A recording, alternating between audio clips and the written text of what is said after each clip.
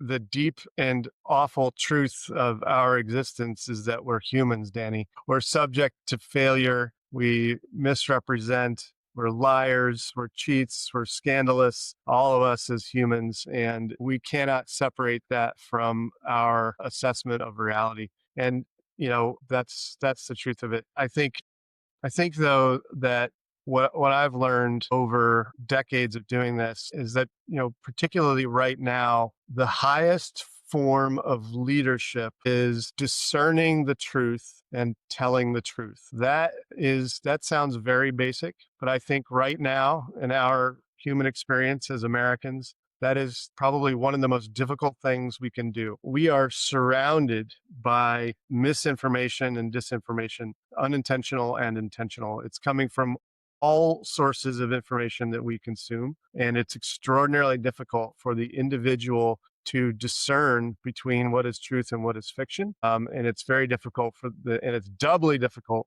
for that individual to represent that truth, to expose that truth to the world. And that is something I think not a lot of people are talking about. I've seen a number of your podcast interviews, and a lot of people are talking about leadership in the moment of combat or leadership in a small unit environment.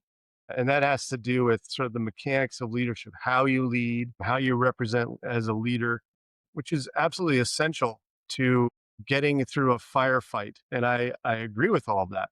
But I think the real challenge right now for Americans in the national security structure is knowing the truth and representing the truth. That is the highest form of leadership right now. And the people who are doing that are often chastised, or they're often punished for doing that sort of really gutsy leadership. So it's a different environment than I think we've experienced to date.